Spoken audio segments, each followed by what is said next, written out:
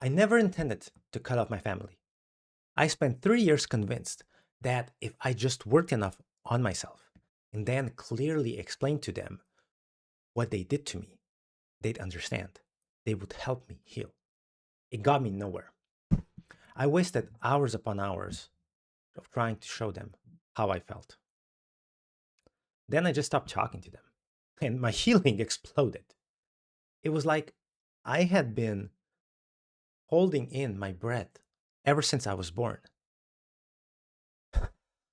And then I finally exhaled.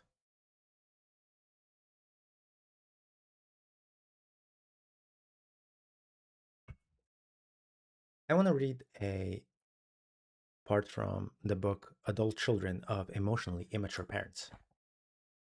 The fantasy that a parent will change.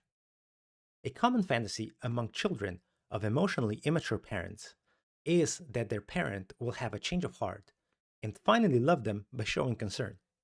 Unfortunately, self preoccupied parents refuse all invitations to fulfill their part in their child's healing story.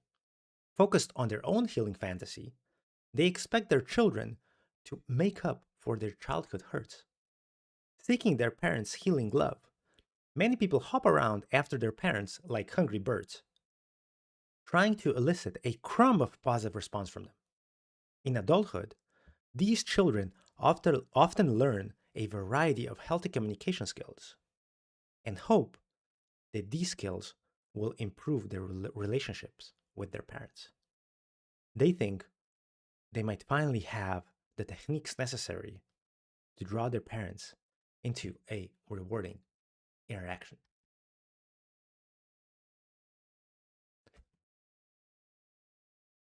This is what happens when parents are emotionally immature and they don't understand what it costs to you. So the funny part about it with my parents is that they can still call or text me. I didn't cut them off like this, like completely block them or anything like that. No, they can still do, but they don't because I stopped trying to connect with them since they were always convinced that this is what their children should do. They were my parents. They put me into this world.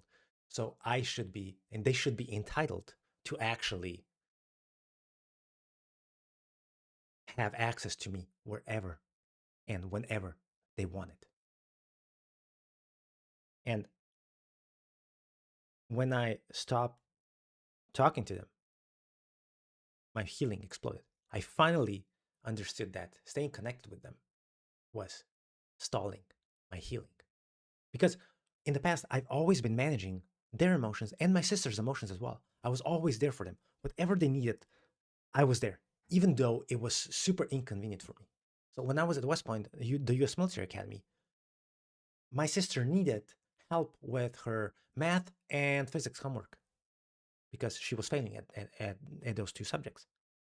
Instead of them seeking help from somewhere else, my dad demanded that I helped her. And at that point, I was only sleeping for 4 hours a day. And I had to spend an hour to an hour and a half of my sleeping time normally to help her. And I only slept 2.5 hours after that for a few days. It almost completely destroyed me and my academics at the academy. So, pretty much what I was until I cut off my communication with them, I was their slave. And that's what they expected from me. Now that I don't have this and I don't talk to them anymore, the tension is gone. It was almost gone immediately. I don't need to perform for them. I can finally be myself for the first time since I was a child. And most importantly, I can finally discover who am I because I have no idea. One of the reasons why I named the year 2025 the year of who am I? And as a result, I am finally able to mourn the lost childhood that I never had, to understand what happened with me, and to come and to cope with the things that they did to me.